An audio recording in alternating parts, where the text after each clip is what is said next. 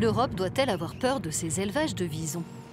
Comme d'autres mammifères, ces animaux peuvent être infectés par le virus SARS-CoV-2. Dans la crainte d'une éventuelle transmission à l'homme, le Danemark, les Pays-Bas et l'Espagne ont abattu ces derniers mois des millions de visons.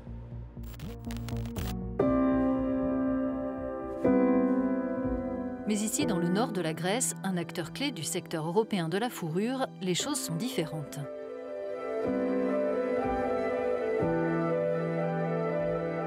Cette région, parmi les plus pauvres du pays, dépend fortement de cette activité controversée.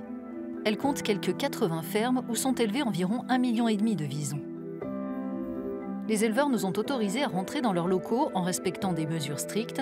Notre équipe a notamment dû présenter un test PCR négatif. On a été très surpris de voir que ces animaux étaient aussi sensibles au virus du Covid. On a immédiatement pris l'habitude de mettre un masque, de se laver les mains. On a fait en sorte de ne plus travailler à deux dans le même hangar. Donc, on a essayé de faire tout ce qu'on pouvait pour maintenir le Covid éloigné. Et aujourd'hui, tous les éleveurs de visons en Grèce sont vaccinés. Si des doutes persistent sur la possibilité de transmission de l'animal à l'homme, il est aujourd'hui établi que l'homme est un vecteur de contamination pour ces animaux. Dans cet élevage qui teste régulièrement ces visons et respecte les recommandations du Centre européen de prévention et de contrôle des maladies, il n'y a eu aucune contamination jusqu'à présent. Mais ils sont au moins 15% en Grèce à y avoir été confrontés. C'est moins qu'aux Pays-Bas, mais dans une même proportion que dans d'autres grands pays de production de fourrure, comme le Danemark et la Suède.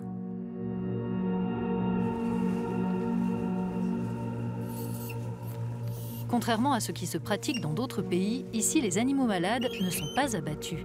Ils sont isolés et placés sous une stricte surveillance vétérinaire.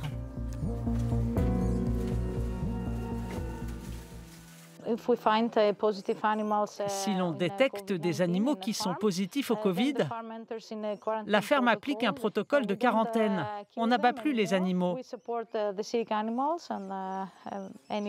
On apporte autant que possible un soutien aux animaux malades. On sait qu'ils peuvent développer une immunité. Après quelque temps, ils ne sont plus porteurs du virus. Mais c'est quelque chose qu'il faut encore étudier pour en être sûr.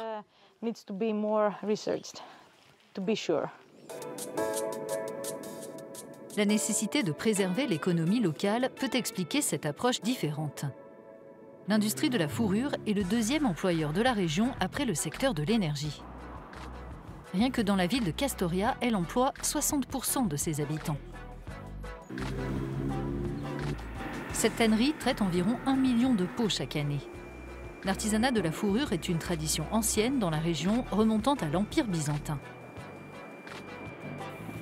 Le propriétaire de la tannerie préside l'association régionale des professionnels de la fourrure. Sans cette activité, l'économie de la région s'effondrerait, assure-t-il. Le secteur emploie des milliers de travailleurs. Il y a l'activité d'élevage et ensuite l'activité de transformation qui produit des vêtements de prêt-à-porter, des manteaux de prêt-à-porter. On compte plus de 2000 entreprises dans la région. Certaines sont de dimension familiale et d'autres sont de grandes entreprises. Ce grand détaillant, par exemple, emploie quelques 500 personnes. Les manteaux de fourrure sont conçus et fabriqués par des artisans aux qualifications spécifiques.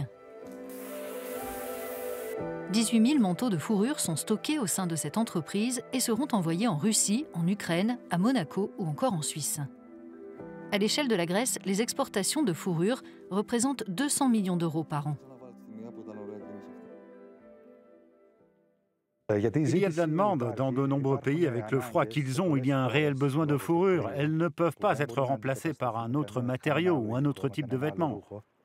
La pandémie a obligé les autorités locales à trouver un équilibre entre la protection de la santé publique et la préservation de l'unique source de revenus de nombreux foyers. Yorgos Vavliaras est le vice-gouverneur de la région en charge du développement des entreprises. Ici, la fourrure représente la principale source de revenus. On pourrait comparer cela à une situation de monoculture dans l'agriculture, parce que tous les autres secteurs vivent aussi de la fourrure et se développent grâce à elle. Donc pour nous, ce serait très difficile si elle disparaissait. Mais dans le même temps, on encourage la création d'autres emplois. L'objectif pour les jeunes, c'est de rester dans la région et d'y travailler. On veut aussi que ceux qui ont émigré reviennent. Mais cette approche a des détracteurs. Traditionnellement opposées aux élevages d'animaux à fourrure, les organisations de défense de l'environnement estiment que la pandémie de Covid-19 aggrave la souffrance animale. Près de Thessalonique, dans un refuge pour animaux sauvages blessés, nous rencontrons un spécialiste de l'éthique animale. Il s'oppose depuis longtemps à ce type d'élevage. Pendant la pandémie en particulier, les conditions de confinement pour ces animaux sont encore pires. Ils ne peuvent tout simplement pas échapper au virus, puisqu'ils sont coincés dans des cages de quelques dizaines de centimètres de large. Dans d'autres conditions, ils auraient pu développer une immunité par d'autres moyens, mais là, à l'intérieur de leur cage, c'est impossible malheureusement. Les défenseurs des animaux n'acceptent pas que l'on justifie le statut de cette industrie en Grèce par la nécessité économique. L'élevage d'animaux à fourrure a été interdit ou disparaîtra d'ici quelques années dans une partie des pays européens.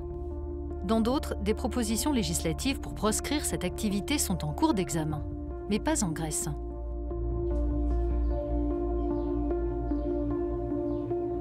Le militant Stavros Karayorgakis assure que le tourisme, l'agriculture et les services pourraient pourtant compenser la fermeture éventuelle des fermes grecques à fourrure de vison.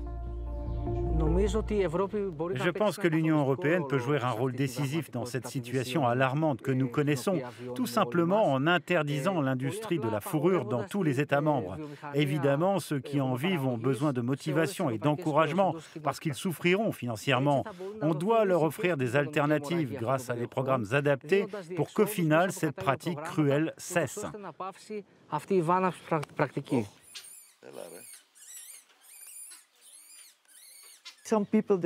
Il y a des gens qui utilisent la moindre chose, la moindre occasion pour combattre la fourrure.